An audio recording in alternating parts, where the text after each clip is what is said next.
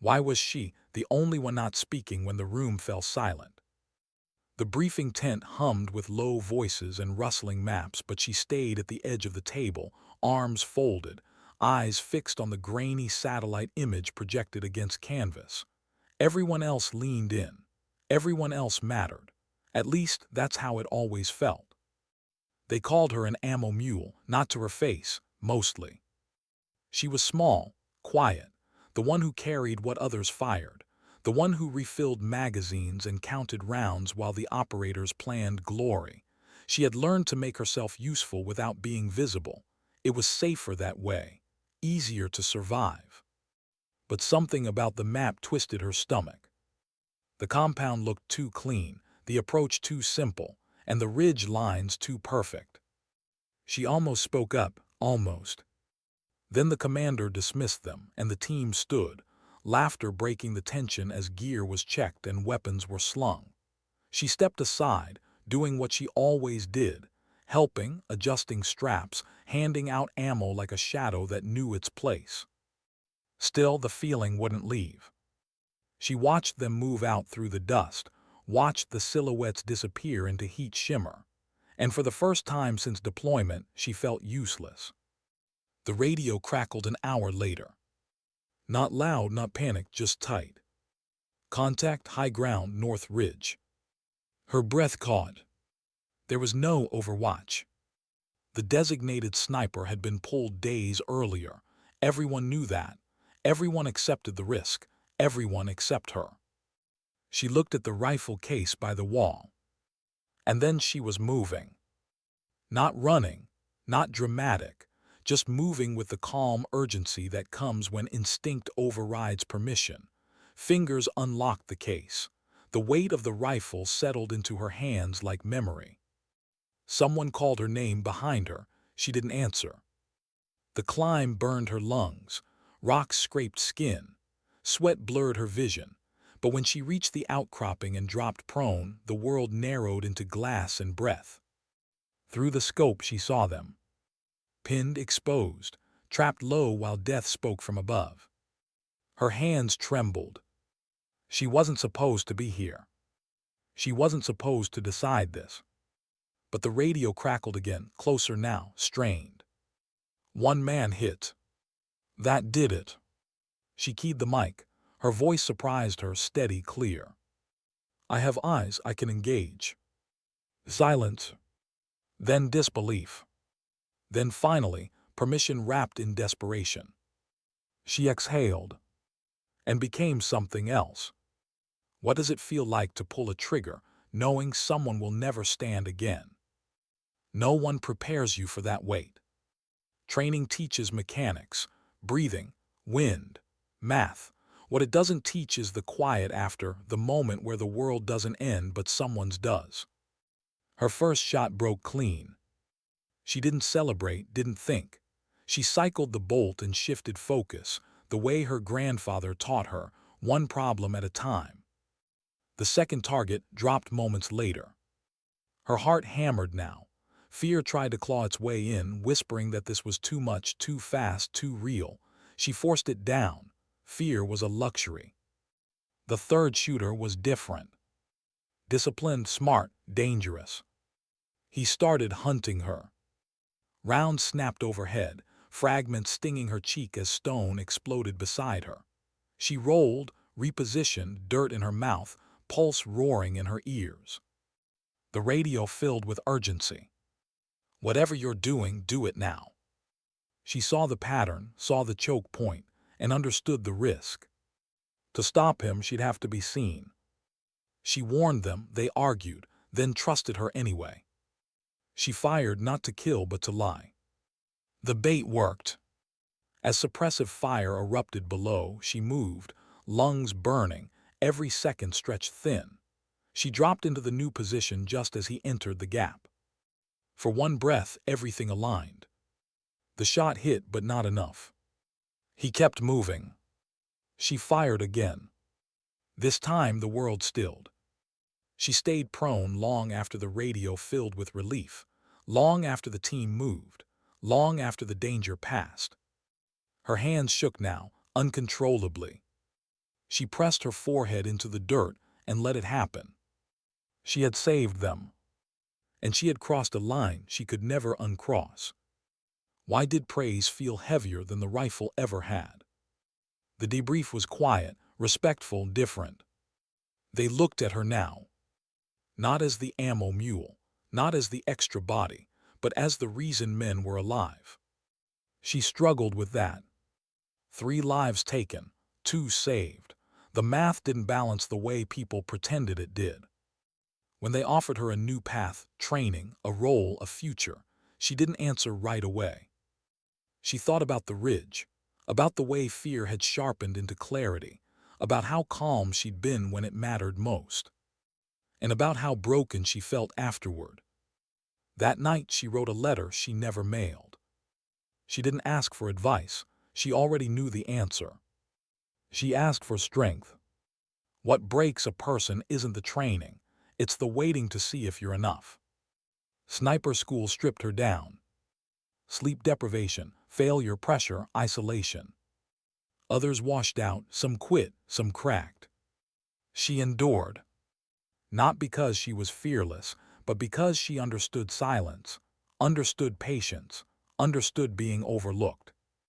She learned that the hardest shot is often the one you don't take. That observation saves more lives than bullets. That restraint is its own kind of courage. When she qualified, there was no cheering, just a nod, a handshake, a weight settling onto her shoulders. Responsibility. What changes when the quiet one becomes the reason everyone sleeps at night? Back in theater, everything was different. She moved ahead now, watched from above, spoke less, but when she did, people listened. On a mission meant to be routine, she noticed what others missed. Too clean, too staged. An ambush waiting to happen. She spoke up. They listened. And lived. She fired only when necessary, watched the rest dissolve before it began. After extraction, the commander sat beside her in the helicopter, exhaustion softening his voice. "Today," he said, "you didn't save us with a rifle, you saved us by seeing." She nodded, eyes forward. That felt right. When the war faded into distance, what stayed with her wasn't the shots, it was the stillness between them. She never bragged, never told the story the way others wanted. She carried the weight quietly, the faces, the choices. But she also carried something else now. Purpose. She had started as the one who carried ammunition for other people's fights. She became the one who stood watch so others could come home. And in the end, she learned this. Sometimes strength doesn't announce itself. Sometimes dignity doesn't demand recognition. Sometimes it simply acts. Why did her hands start shaking only after the shooting stopped? While the radio filled with clipped confirmations and relief edged into the commander's voice, she stayed pressed into the earth, cheek against stone, breath shallow and deliberate. The danger had passed, but her body hadn't caught up yet. Adrenaline still surged, loud and disobedient, making her fingers tremble against the rifle stock. She forced herself not to look away. Through the scope, the ridge was quiet now. No movement, no muzzle flashes, just heat waves rising from rock that had swallowed lives minutes earlier. She scanned left, right, again. Discipline mattered most after the trigger was pulled. That's when mistakes happened, when relief crept in and vigilance slipped. Only when the assault team reported movement toward extraction did she allow herself to breathe fully. She rolled onto her back and stared up at the sky, pale and merciless above her. For a moment, the enormity of what she had done pressed down on her chest harder than the weight of the rifle ever had. 3 shots, 3 decisions. Each one irreversible. She had trained for marksmanship. She had practiced precision. But nothing in training had prepared her for the silence that followed, the way the world simply continued, indifferent, after lives had ended. She packed up slowly, methodically, hands steady again only because routine demanded it. The long climb down felt heavier than the ascent. Every step carried the echo of her own question. Who am I now? Back at the command post, no one spoke at first. Eyes followed her in a way she wasn't used to. Not curiosity, not skepticism. Recognition. It unsettled her. The medic brushed past her toward the evac bird, boots stained dark. She caught a glimpse of a face under a blanket and looked away, guilt tightening her throat. Saving lives didn't erase loss. It only changed who carried it. When the commander finally approached her, he didn't raise his voice, didn't clap her shoulder. He simply stood there, helmet tucked under his arm, eyes tired but steady. "You good?" he asked. She nodded too quickly. He seemed to know better but didn't press. That was his gift, knowing when to let silence do the work. The debrief came hours later after dust had settled and wounds had been dressed. She sat at the far end of the table again, posture straight, hands folded. Same seat as always, but the room felt different now.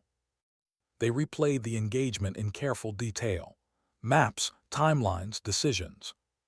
Her decisions. When they asked her to speak, her throat tightened. Words felt inadequate, clumsy tools for something so precise and so heavy. She stuck to facts, distances, wind, angles. She did not speak about fear, or doubt, or the moment she realized she was about to change other people's lives forever. No one asked her to. When the meeting ended, the base felt quieter than usual. The generators hummed. Helicopters lifted and vanished. Somewhere, laughter drifted from a tent she didn't belong to. She walked alone. That night, sleep wouldn't come. Every time she closed her eyes, she saw the scope, the reticle hovering, the breath before the shot. She replayed each decision, searching for flaws, for proof that she had done the right thing. The human mind is cruel like that. It never lets certainty rest. Just before dawn, she sat up on her bunk and reached for paper. Writing felt safer than thinking. She wrote without structure, without polish. She wrote about the ridge, about the creek bed, about the moment she realized she was the only one who could act. She didn't write about the bodies. When the sun rose, she folded the letter and tucked it away, unsure if she'd ever send it. The commander called for her later that morning. She stood at attention out of habit, heart pounding again, but this time it wasn't fear. It was anticipation wrapped in uncertainty. "What you did yesterday," he said carefully, "wasn't luck." She stayed silent. "We don't hand out praise lightly," he continued, "and we don't change roles on impulse." Her pulse quickened. "There's a path," he said, "if you want it." The words hung between them, heavy with implication. A path meant expectation, responsibility, no hiding behind logistics or support roles. It meant stepping fully into a space where decisions carried blood weight. She thought about the ridge again. "I need time," she said. He nodded. "That's the right answer." Time didn't make the decision easier. Over the next days, people treated her differently, not dramatically, just subtly. Questions asked, opinions sought, space made where none had existed before. It felt wrong. She had built her identity around being invisible, around contributing without recognition. Now visibility felt like exposure. She worried that the moment would define her more than the years that came before it.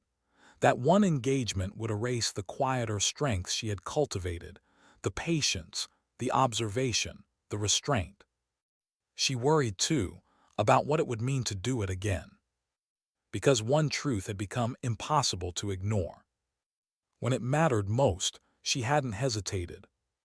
That frightened her. The formal offer came with paperwork and measured language, training, screening, attrition rates left unspoken but implied. She read every line twice. At the bottom of the page, her signature waited. She thought of her grandfather then, of cold mornings and long waits, of lessons delivered without urgency.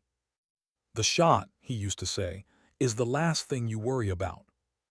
She signed. Training broke her before it built her. Sleep deprivation stripped away ego. Stress revealed cracks she hadn't known existed. Instructors watched not for talent, but for judgment, for restraint. She failed early. Adjustments missed. Calculations rushed. She learned the hard way that confidence could be as dangerous as doubt. More than once, she considered quitting. But each time she remembered the creek bed, the trapped men, the countdown she'd felt in her bones. Quitting felt heavier than continuing. Weeks turned into months. Her world narrowed into wind calls, angles, breath control. But the real lessons happened between shots, when instructors asked why she didn't fire, when they challenged her restraint, when they praised observation over impact. Slowly, something settled inside her. She wasn't chasing the shot. She was protecting the silence that came from never needing one. On qualification day, rain soaked the ground and blurred the horizon. Conditions were imperfect, real. She lay prone, heart steady, waiting not for permission, but for certainty. When the shot broke, it felt almost anticlimactic. A clean hit, quiet acknowledgement. No applause. Just a nod. Later, back in the field, the first mission came sooner than expected. Different terrain, different stakes, same weight. This time she took position early, watched longer, spoke once. Her warning changed everything. The ambush never fully formed. When the team extracted safely, she felt something unfamiliar rise in her chest. Not pride. Relief. That night she slept. Not because the memories were gone, but because she had learned how to carry them. She was no longer defined by the rifle. She was defined by the moment she chose when not to use it. And somewhere deep inside, she understood something that would guide her long after the war faded. Strength isn't proven in the noise of action. It's proven in the quiet discipline to see clearly, and act only when it truly matters. Why did the silence before the mission feel heavier than the firefight itself? She lay still on the high ground, body pressed into cold earth, breathing slow and deliberate.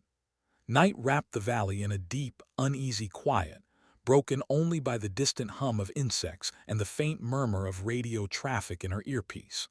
Below her, far below, the team moved like shadows, controlled, precise, trusting her eyes more than their own. This was different now. Before she had reacted, stepped forward because there was no one else, courage born from necessity. Tonight she was here by design. That truth weighed on her more than fear ever had. She scanned the compound again, thermal overlay ghosting shapes into view. Walls, courtyards, empty doorways that looked too patient as if they were waiting. The intelligence packet said bomb makers, safe house, medium resistance expected. Her instincts disagreed. She had learned to listen to that quiet resistance inside her, the subtle unease that didn't shout but persisted. It wasn't panic. It was pattern recognition, a sense that something didn't align, like a note out of tune in an otherwise clean melody. Overwatch in position, she whispered into the mic. Her voice sounded steadier than she felt. Visual on all primary structures, no movement yet. A pause, then the commander's reply, calm, familiar. Copy, maintain eyes. She did. Minutes stretched. The team advanced in measured intervals, using terrain she had already mapped in her mind. She watched them move, counting steps, tracking angles, imagining worst-case scenarios not because she wanted to, but because that was her job now. She remembered what he'd told her after training. Sometimes the most important shot is the one you never take. Her finger rested outside the trigger guard, always. Then she saw it. Not movement, absence. A place where heat should have been. A corner too clean. A rooftop with no signature where one should exist. Her breath slowed further as her mind connected fragments. It wasn't what she saw. It was what she didn't. Her pulse quickened. not with fear, but with urgency sharpened by responsibility. "Commander," she said softly, "something's wrong." The team froze instantly. She described it quickly, precisely. No drama, no certainty masquerading as confidence, just observations, discrepancies, possibilities. Silence followed. She waited, aware that lives now balanced on how seriously her words were taken. "Hold position," the commander finally said. "All elements, overwatch, continue scan." Relief washed through her, not because she was right, but because she'd been heard. Moments later, thermal signatures bloomed along the eastern ridge. Multiple, coordinated, too confident. Ambush. Her chest tightened. The pattern mirrored her first engagement months earlier, but this time she wasn't alone. This time she had support, a spotter beside her, a commander who trusted her judgment. And still the weight felt immense. "Contact east," she reported. 6+, setting weapons. They're preparing to lock down your approach." There was no panic in her voice, only clarity. The commander didn't hesitate. "Break contact, move to rally, overwatch, can you disrupt?" She didn't answer immediately. She assessed. Distance, wind, fields of fire, risk to the team versus exposure of her position. "Yes," she said finally, "I can." The first shot wasn't dramatic. It wasn't rushed. It was deliberate, aimed not just to neutralize a threat but to fracture coordination. She targeted leadership first, the way she'd been taught. Confusion was a weapon. The ridge erupted into chaos. She fired sparingly, precisely. Each round carried intention, not anger. Her spotter murmured corrections, confirmations.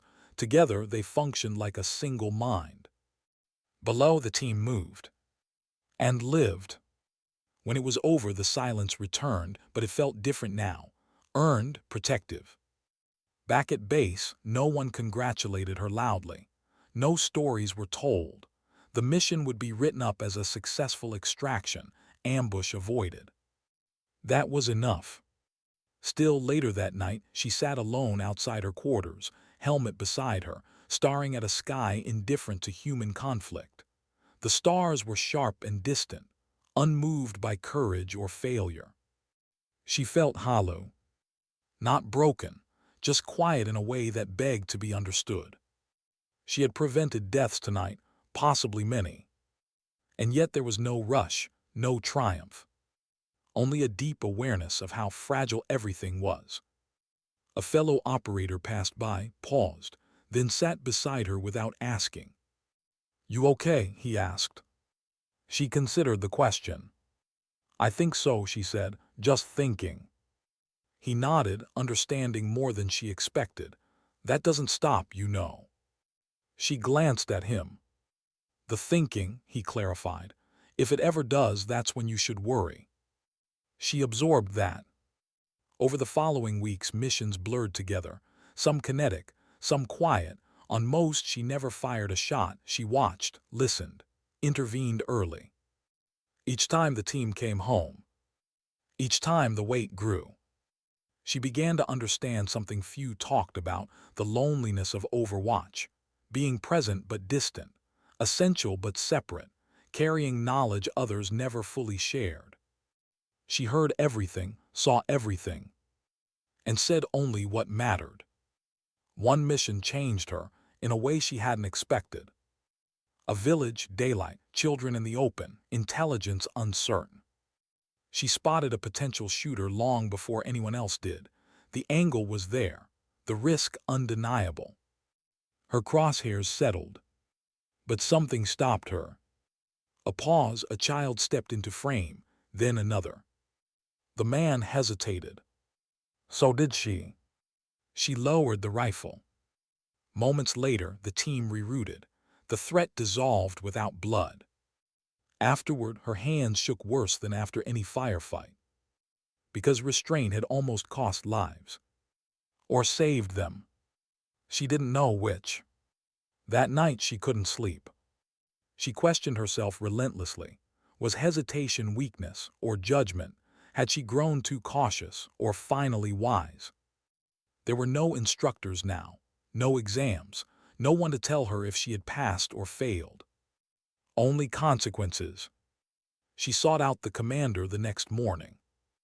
Described the moment, her choice. He listened carefully. When she finished, he didn't answer right away. "You did what you believed was right," he said eventually, "and you owned it enough to bring it here. That's not weakness." He studied her. "But understand this, there will never be a clean answer. You don't get certainty, you get responsibility." She nodded, throat tight. That night she wrote again. Not a letter, just words, fragments of thought, questions without punctuation. She wasn't looking for peace. She was learning to live without it. And slowly, painfully, she realized something essential. Being the one who watches doesn't make you powerful. It makes you accountable. Accountable for what you do, for what you don't, and for the lives that move forward because of both. She lay down as dawn crept across the base, exhaustion finally pulling her under. And as sleep took her, one truth settled deep and unmovable. Strength isn't about pulling the trigger. It's about carrying the moment you decide whether to. What happens when the one who always watches finally feels seen? The mission ended before sunrise, the helicopters lifting off in a curtain of dust that swallowed the valley and erased every trace of what might have been. She stayed in position until the rotors were distant echoes, until the radio confirmed all elements were clear. Only then did she allow herself to relax her muscles, the tension draining from her body in a slow, almost painful release. She hadn't fired a single round, and yet she felt more exhausted than after any firefight. Back at base, routine swallowed the moment the way it always did. Gear cleaned, weapons checked, reports written in language stripped of emotion, the war reduced to paragraphs and timestamps. She contributed her observations, concise and factual, leaving out the hesitation, the child in the scope, the split second where everything could have gone another way. No one asked. That was part of the role too, knowing what to carry alone. Days passed, then weeks. Missions came and went in uneven rhythm. Some nights were loud and chaotic. Others ended quietly, almost anticlimactic. Through all of them she remained above or apart, watching patterns form and dissolve, intervening just enough to keep the team alive. The team trusted her now. That trust was heavier than fear. She noticed it in the small things, how they waited for her call before moving, how radios stayed silent when she spoke, how no one joked about her being small anymore. They didn't call her the ammo mule now. They called her Overwatch. The name carried respect but also distance. Guardians weren't meant to be close. They were meant to be reliable, steady, invisible unless needed. Some nights that distance felt like armor. Other nights it felt like isolation. She learned that no one really wanted to hear what the scope showed her, not the full picture. They wanted outcomes, safe returns, clean endings. She gave them that, and kept the rest to herself. The mission that changed her again began without warning. A routine patrol, low threat assessment, daylight movement through terrain they'd crossed before. She was positioned early, elevated and concealed, scanning familiar ground with practiced calm. Nothing stood out at first. That worried her. Familiarity bred assumptions, and assumptions were dangerous. She forced herself to look harder, slower, resisting the temptation to let her eyes slide over what she thought she already knew. Then she caught it, a shift in the pattern of life. Villagers lingering longer than usual, a market thinning too quickly, a road too empty for that hour. She reported it. The patrol slowed. Moments later, a pressure plate detonated beneath the lead vehicle. The explosion was controlled but violent enough to throw dust and debris into the air. Shouts filled the radio. Smoke obscured vision. The valley erupted into confusion. Her heart slammed into overdrive, but her mind stayed clear. She scanned, calculated, spoke. Secondary threats likely. Watch the high ground. She found them seconds later, two figures repositioning along a ridge line, weapons ready, waiting for the chaos to peak. They hadn't expected Overwatch. Her first shot disrupted their timing. The second ended the threat. Below, the patrol regrouped, shaken but alive. Afterward, the commander sought her out without ceremony. No witnesses, no performance. "You saw it before anyone else," he said. She nodded. It felt wrong. He studied her for a long moment. That instinct, that's not training anymore. That's judgment. She didn't know how to respond. Praise made her uncomfortable. It always had. It felt undeserved somehow, as if acknowledging her role would make the weight of it heavier. That night she dreamed of Montana. Cold air, pine trees, her grandfather's voice steady behind her as she lay prone, learning to breathe with the land instead of against it. She woke before dawn, heart aching with a mix of longing and gratitude. She realized then how far she had traveled from that girl. Not in distance, in responsibility. Weeks later, the call came that she'd been avoiding without knowing it. A mission gone wrong. Another team, another valley, similar terrain, similar mistakes. They needed her. She packed quietly, checking gear with ritual precision. No bravado, no speeches, just preparation and acceptance. On insertion, the air felt wrong again, thick, unsettled. She set up Overwatch under fading light, scanning for signs others might miss.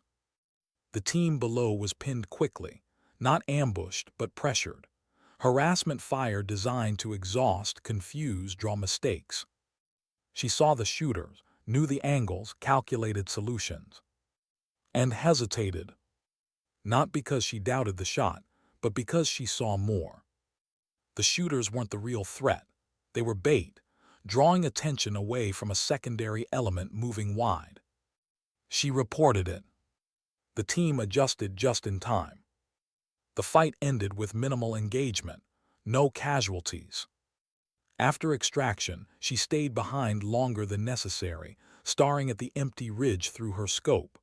The valley looked peaceful now, almost innocent. She wondered how many people had died there over the years, because no one had looked closely enough. Back at base, exhaustion finally caught her. She sat on the steps outside the barracks as night fell, helmet beside her, watching shadows stretch and retreat with the light. The war felt endless in moments like this, not because of violence, but because of vigilance. Always watching, always anticipating. A younger soldier approached hesitantly, then stopped a few feet away. "Ma'am," he said, unsure of the title. She looked up. "I just wanted to say thanks," he continued. "I heard what you did today."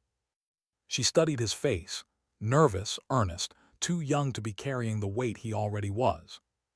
"You did your job," she said. "So did you," he replied quietly. He walked away before she could answer. The word stayed. That night she sat alone again, writing fragments in a notebook she never showed anyone. Not reports, not letters. Truths. She wrote about the loneliness of being trusted, about the fear of missing something, about how restraint sometimes felt more dangerous than action. She wrote about the moments she wished someone else could decide for her. She didn't write about quitting. Despite everything, the thought never took hold. Because somewhere between the ridge lines and radio calls, she had found a version of herself that made sense. Not fearless. Not invincible. Just present. The next mission came with a complication she couldn't plan for. Weather moved in faster than predicted. Visibility dropped. Comms degraded. The team advanced blind in terrain that demanded precision. She lost visual for a critical 30 seconds. 30 seconds was a lifetime. Her chest tightened as she searched desperately for movement, for heat, for anything that confirmed the team was still where they should be. Then she saw them barely, out of position, vulnerable. She spoke sharply, breaking protocol just enough to matter. They corrected. A second later, rounds tore through the space they would have occupied. Afterward, her hands shook uncontrollably. Not from fear, from knowing how close she had come to failure. She lay awake that night, staring at the ceiling, replaying those 30 seconds again and again. The margin between success and catastrophe felt impossibly thin. She understood now why the older ones rarely spoke about their careers. It wasn't trauma that silenced them. It was humility. The knowledge that survival was often borrowed, not earned. Weeks later, a ceremony took place she hadn't expected. No formation, no speeches, just a quiet acknowledgement in a cramped office, a small insignia placed in her hand. Recognition for consistent excellence. She thanked them politely. But what stayed with her wasn't the award. It was the commander's final words as she turned to leave. "You don't just watch the battlefield," he said. "You listen to it, that's rare." She walked out into the sun, blinking against the light. Listening. That word echoed. She had spent so long learning to be invisible that she hadn't noticed when she became essential, not because she demanded it, but because she earned it through patience, restraint, and the willingness to act without needing to be seen. That night she climbed to a familiar vantage point overlooking the base, not on duty, just thinking. The lights below flickered like distant stars. Somewhere beyond them, the war continued in quiet ways no one would ever record. She breathed in the cool air and felt something settle inside her. Not peace exactly, but acceptance. She understood now that strength wasn't loud. It wasn't dramatic. It was the discipline to watch when others rushed. The courage to speak when silence felt safer. And the humility to know that every right decision was only one breath away from being the wrong one. She rose and headed back down, ready for whatever came next. Not because she wanted the weight, but because she had learned how to carry it. What do you do when the person everyone depends on starts to feel dangerously human? The message came in the middle of the night, sharp and unmistakable, not urgent in tone but heavy with implication. A team was already in motion. The situation was fluid, and they wanted her eyes on it now. She dressed without turning on the light. Muscle memory guided her hands. Boots, plate carrier, radio, rifle. Each piece of gear carried its own quiet reassurance, a reminder that preparation was something she could control even when outcomes were. The helicopter ride was silent except for the rotors and the occasional radio check. Faces across from her were calm, focused, but she noticed the way one man kept flexing his fingers, the way another stared too long at the floor. They trusted her. That trust had become a given. She wished briefly that it didn't matter so much. The insertion point was higher than usual, the terrain unforgiving. She moved ahead of the main element, climbing into position while darkness still held. The wind was restless, shifting without warning, carrying dust and distant echoes that distorted sound. She didn't like it. As she settled in, she felt it again, that familiar tightening behind her ribs. Not fear, recognition. Something about this place didn't want them here. She began her scan. At first nothing, then too much. Heat signatures where none should be, patterns too deliberate, a valley that looked open but felt watched. She reported everything calmly, filtering instinct into language the team could act on. They adjusted, trusted her. That was when the shooting started. Not an ambush, a test. Rounds cracked close enough to force movement but not close enough to commit. The enemy was probing, measuring reaction time, identifying roles. And they identified hers quickly. Rounds began to bracket her position. She shifted, rolled, relocated, but the pressure followed.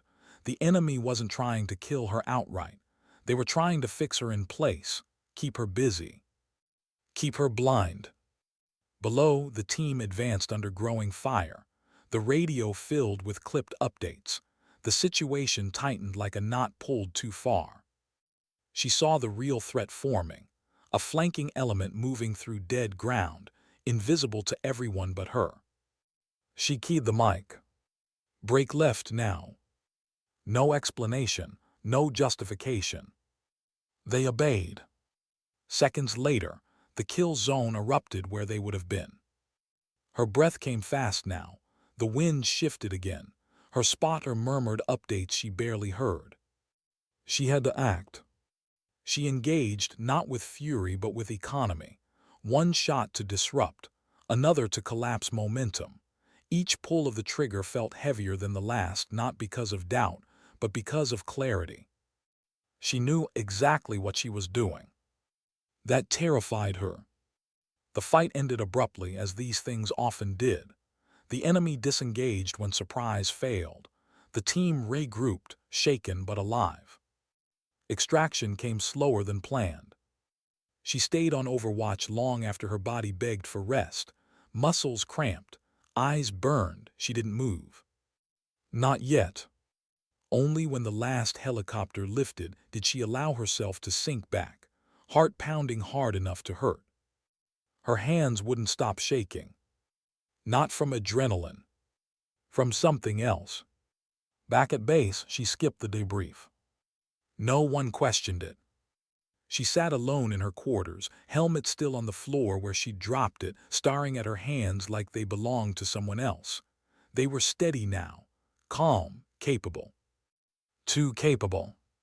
She remembered the girl who had once stayed silent at briefings, the one who carried ammunition and kept records, the one who worried she didn't belong. That girl would have been terrified of who she had become. The thought hollowed her out. Sleep didn't come. When it did, it brought no rest.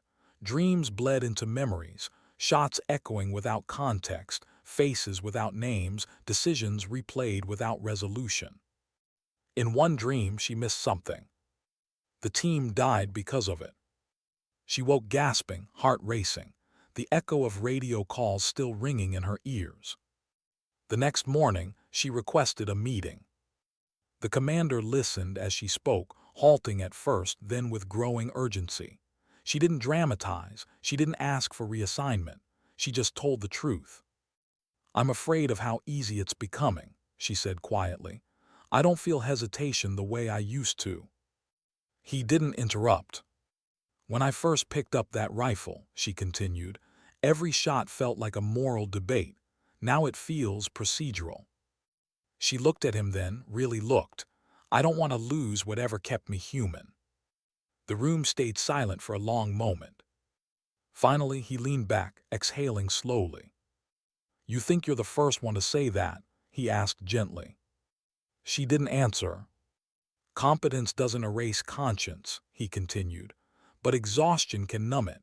That's why we don't do this alone." He studied her with something like concern. "You've been carrying more than your share, watching everything, catching things before they happen. That kind of vigilance, it takes a toll." She swallowed. "So what do I do?" He didn't hesitate. "You step back, not out just enough. Rotation, reduced tempo, mandatory rest." Part of her resisted immediately. Guilt flared. What if something happened without her? What if her absence mattered? Another part, quieter, deeper, felt relief so sharp it almost hurt. The days that followed were strange. For the first time in months, she wasn't the first to move or the last to leave. She observed from a distance, watched others take positions she once owned.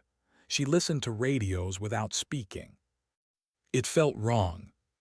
And necessary. She filled her time with maintenance, training support, mentoring younger soldiers, teaching observation instead of execution, judgment instead of reaction. One afternoon, a young marksman asked her a question that stopped her cold. "How do you know when not to shoot?" She didn't answer right away. "Because you'll regret the wrong shot forever," she said finally. "But you can live with the right restraint." The word surprised her. They felt true. On her last day of rotation, she climbed to a hill overlooking the base. Same vantage point she'd used before, different perspective now. She didn't bring a rifle, just herself. She watched convoys move, watched dust trails fade, watched life continue in the small, stubborn ways it always did. For the first time in a long while, she let herself feel tired. Not weak, human. When she returned to full duty weeks later, something had shifted. She was still sharp, still trusted, still overwatch. But she wasn't alone inside her own head anymore. She asked for input, shared burden, let others see the weight instead of hiding it behind competence. The team noticed. They followed her not just because she was right, but because she was honest. The mission that followed proved it. Complex terrain, mixed signals, a decision that could have gone either way. She didn't rush. She listened. She chose restraint. They all came home. That night she wrote again. Not about shots or threats or fear. She wrote about balance, about the danger of becoming a machine in a human war, about the quiet courage it takes to admit you need to step back before you break. She closed the notebook and lay down, exhaustion settling into her bones. For the first time in a long time, sleep came gently. And in the quiet between waking and dreams, she understood something essential. Strength isn't just the ability to act without hesitation.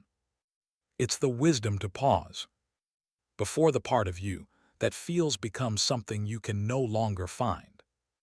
Why did the end feel quieter than the beginning? The war didn't announce its closing chapter. It never did.